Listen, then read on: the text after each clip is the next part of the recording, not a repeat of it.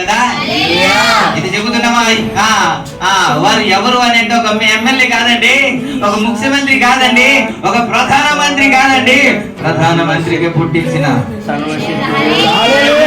శక్తి కలిగిన దేవుడు, సృష్టికర్త అయిన దేవుడు, సమీపించరాని తేజస్సులో నివసించువాడైన దేవుడు, సమస్తము చేయగలిగిన దేవుడు, అసాధ్యమైనది ఏమైనా ఉన్నదా అని పలికిన దేవుడు మామూలు మనిషి మాట్లాడిన మాట కాదేగా. ఆ దేవుడు చెబుతున్న మాట, నేను నిన్ను కాపాడు. ఆయన కాపాడితే ఎట్ట ఉంటది తెలుసండి? ఆయన కాపాడితే ఎట్ట ఉంటుందో మీ చిన్నగా మాట జ్ఞాపకం చేస్తాను. తరచుగా వింటున్న మాటలే, తరచుగా మనం విన్న మాటలే. ఇజ్రాయేల్ ప్రజలు ఎప్పుడైతే ఐగుప్తు దేశాన్ని విడిచారో దేవుడు ఎర్ర సముద్రానికి నడిపించాడంట.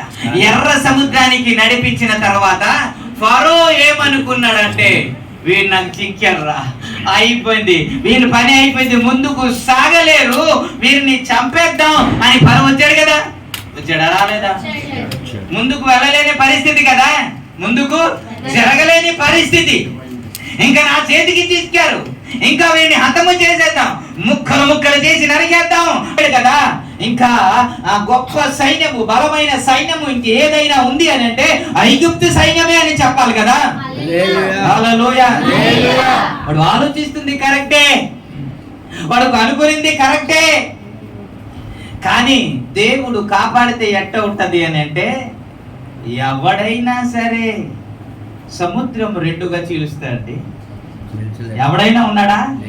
సముద్రంలో మార్గమును కలుగ చేసేవాడు ఎవడైనా ఉన్నాడా? నీ దేవుడు తప్ప, నీ రక్షకుడు తప్ప, నువ్వు ఆరాధించే దేవుడు తప్ప. అనుకోలేదు, ఊహించలేదు ఫరో. ఎర్ర సముద్రం రెండు పాయలైపోద్ది, మార్గము తెరవబడుతుంది, ఆ నడుచుకుంటూ వెళ్ళిపోతారు అని అనుకోలేదు. అనుకోకుండా వచ్చాడు దేవునికి స్తోత్రం. హల్లెలూయా. నా దేవుడు కాపాడితే ఎట్టా ఉంటది? తడి అంటకుండా నడిపిస్తాడు. తడి ఏమైనా అంటిందండి? ఏమంటే సముద్రంలో బురద ఉండదా? అంతవరకు నీళ్ళుంది కదా, అంతవరకు ఆ నీటిలో ఆ భూమి మునిగి ఉంది కదా.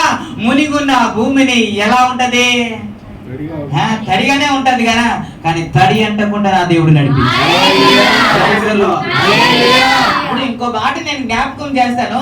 దేవుడు ఎప్పుడైతే మార్గాన్ని కలుగ చేశాడో, ఇప్పుడు కుడి ఎడమ ఎలా ఉందంటే గోడ వలె ఉంది కదా. అది చూసినప్పటికైనా వీడికి ఏదో ఆలోచన రావాలి కదా, ఈ ఫరోకి ఏదైనా ఆలోచన రావాలి కదా. రే, అది మార్గంగా ఏర్పడింది అంటే, కుడి ఎడమ గోడలా ఉంది అని అంటే సంథింగ్ ఏదో జరగబోతుంది, ఆయన దేవుడు ఏదో చేయబోతున్నాడు అని ఆగాలి కదా, అక్కడ ఆగిపోవాలి కదా. ఇంకా పరిగెత్తుకుంటూ వస్తున్నాడు, ఇంకా సముద్రం మధ్యలోనికి వచ్చేసాడు. ఒక ఆలోచన కాదు, ఇది ఏంటి ఇంత ఆశ్చర్యకారము, ఇది ఎప్పుడు నేను చూడలేదు కదా, ఇలా జరగలేదు కదా, ఇలా జరిగిందంటే ఏంటో సంథింగ్ మనకి జరగబోతుంది అని ఆలోచించి ఉండిపోయింటే బతికొండు కదా.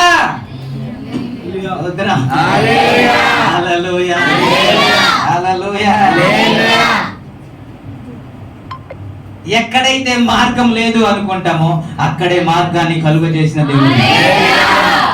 ఇంకా అవ్వదు అనుకుంటామో అక్కడే దేవుడు సాధ్యపరిచిన దేవుడు నీవు. డాక్టర్లు చెప్పొచ్చు, ఇంకేమేమో చెప్పొచ్చు, కానీ నా దేవుడు చెప్పాలి ముగించబడింది అనేసి. ఆయన చెబితే నమ్మాలి, డాక్టర్లు చెబితే కాదు, నీ దేవుడు చెబితే నమ్మాలి. హల్లెలూయా. నీ దేవుడు ఏదైనా చేయగలడు, కథ మొత్తం మార్చేయగలడు, పరిస్థితి మార్చేయగలడు. రాబోయే కాలమును అలా నడిపిస్తాడు, అలా కాపాడతాడంట. హల్లెలూయా. నిజానికి యుద్ధము చేయలేక కదా ఏడ్చారు, చేయడానికి భయపడే కదా వారు ఏడ్చారు, కానీ శత్రువుల చేతి నుంచి అద్భుతంగా కాపాడాడు. ఇప్పుడు సముద్రం మధ్యలోనికి వెళ్ళిపోయిన తర్వాత, వారు దాటిన తర్వాత మోసే ఒక్కసారి నీ చెయ్యి చాపి ఆ సముద్రం మరలా కలిసిపోయినట్టు చెయ్యి అని అనేటప్పుడు చెయ్యి చాపగానే ఏమైందంట? రెండు కలిసిపోయిందంట కదా. రెండు కలిసిపోయిన తర్వాత ఒక్కడైనా మిగిలాడా? ఒక డెక్కైనా మిగిలిందా? నీ దేవుడు ఎలా కాపాడుతాడు? ఇప్పుడు ఇజ్రాయిల్లో ఒకడని చచ్చాడా? మన కూడేని చచ్చిందా? ఒక మేకని చచ్చిందా? ఒక గొర్రెని చచ్చిందా? ఒక గాడిదని చచ్చిందా? ఒక పిల్లడని కావడారి ఏమైనా చచ్చేది ఏమైనా ఉందా? ఏసి రక్తమే. అందుకే ఆయన ఏమన్నాడంటే, నీ పక్కన 1000 మంది పడినాను, కుడి పక్కన 10,000 మంది కూలినాను, కరుణరాని కరుణరాని తెగులే రాని ఇంకేదైనా రాని మన దేవుడు కాపాడడానికి ఉన్నాడు ఆయన. అదేంటి సార్ మీరేదో ఆవేశంతో మాట్లాడుతున్నా కానీ ఎట్టా కాపాడతాడంటే, కరువు లేదండి దేశంలో, ఏలియా కాలంలో చచ్చిపోవట్లేదా? ఆహారం లేక తిరుగుతున్నారు కదా, కానీ ఇక్కడేమో చికెన్ బిర్యానీ తింటున్నాడు. ఎవడైనా ఇలా పోషిస్తాడా? నీ దేవుడు తప్ప, నీ దేవుడు తప్ప. ప్రైజ్ ది లార్డ్, హల్లెలూయా. రాబోయే శోధన కాలంన నేను నిన్ను కాపాడు. ఈ సంవత్సరము నిన్ను కాపాడబోతున్నాడు. నీ కుటుంబాన్ని కాపాడుతాడు, నీ బిడ్డల్ని కాపాడుతాడు. హల్లెలూయా. భయంకరమైన పరిస్థితి కావచ్చు, అందులో నుంచి కాపాడుతాడు. హల్లెలూయా, హల్లెలూయా. 3 సంవత్సరాలు సార్ చుక్క నీరు లేదు, చుక్క నీరు లేదు. నీరు లేక గడ్డి మేత ఎండిపోయిందండి. పశువులేమో కేకలేస్తున్నాయి, ఏడుస్తూ ఉన్నారండి. ఇలాంటి పరిస్థితిలో మనుషులందరూ చచ్చిపోతూ ఉంటే ఒక వ్యక్తి మాత్రం ధీమాగా బ్రతుకుతున్నాడు. Praise the lord. నీ దేవుడికి ఒక పిండి ఏంటి, ఒక గుప్పిడి పిండి చాలు సంవత్సరం అంతా కాపాడు. Praise the Lord. ఎలాగంటే బ్రతుకుతాం అని ఆలోచిస్తున్నాడు. నీ దేవుడు నిజానికి 40 లక్షల మందిని 40 సంవత్సరాలు పోషించడం అంటే ఆశమాశ కాదు. అది ఎవరు చేశారే? దేవుడే. నీ దేవుడు, నా దేవుడు, మన దేవుడు, అందరి దేవుడు. Praise the Lord. అలాగున నా దేవుడు కాపాడునుగా, అలాగున నా దేవుడు రక్షించునుగా. Praise the lord. అగ్ని వాసన తగలకుండా ఎవడైనా కాపాడుతాడా? అగ్నిలో ఎవడైనా నడుస్తాడా? అంత ఛాన్స్ ఎవరికి లేచా? నీ దేవుడి అలా. మీరు ఒక్కసారి ఆలోచించి ఆ సన్నివేశంలోనికి వెళ్ళండి. అది 7 మండింపజేసిన అగ్ని కదా. అసలు విసిరిన వారు చచ్చిపోయారు కదా. ఇంత దూరం నుండి విసిరితే ఇక్కడ ఉన్నవారు చచ్చిపోతే పడిన వారు ఏం చేయాలగా? క్షణంలో ఏమవుతారు? ఇప్పుడు సవాలు, ఇప్పుడు దేంట్లో కాలుస్తున్నారు కదా, కరెంట్ దాంట్లో కదా, ఇలా వెళ్ళగానే బూడిద వచ్చేస్తుంది కదా.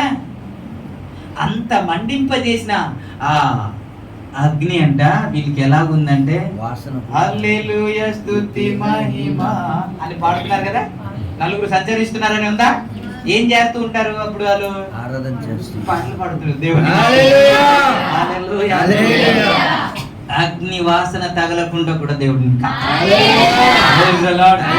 అగ్ని వంటి మహాశ్రమ అయినా సరే నిన్ను కాపాడు దేవుడు అప్పుడు. హల్లెలూయా. అందుకే ధైర్యంగా ఉన్నాడు ఏలియా. ఎలీసా ఎందుకు ధైర్యంగా ఉన్నాడంటే, నా దేవుడు ఎవడో ఆయనకి తెలుసు. గెహజీ కంగారు పడిపోతూ ఉంటే, ఎలా అని కంగారు పడిపోతుంటే ఒకడేమో ధైర్యంగా ఉన్నాడు, చక్కగా పడుకున్నాడు. ఎందుకని? మన పక్షాన ఉన్నవాడు గొప్పవాడు, వారికంటే గొప్పవాడు కదా. అధికులు. Praise the Lord. హల్లెలూయా. నా దేవుడు మనందరినీ కాపాడును. ఆమేన్. వాగ్దానము ఇది మామూలు వాగ్దానం అని వదిలేయొద్దు. ఇది పట్టుకుని ప్రార్థన చేయండి, ప్రభు మిమ్మల్ని కాపాడు. అది ఏమైనా సరే, ఎలాంటి కష్టమైనా సరే నేను కాపాడుతాను, నేను రక్షిస్తాడు దేవుడు. ఈ వాగ్దానం మన అందరి జీవితంలో నెరవేర్చబడునుగా. నా జీవితంలో నెరవేర్చబడునుగా, నీ జీవితంలో నెరవేర్చబడునుగా, నీ కుటుంబంలో నెరవేర్చబడునుగా, మీ బంధువుల జీవితంలో నెరవేర్చబడునుగా, నీ రక్త సంబంధుల జీవితంలో నెరవేర్చబడునుగా. ప్రభు ఈ మాటలు ఆశీర్వదించునుగా. ఆమేన్. ఆమేన్.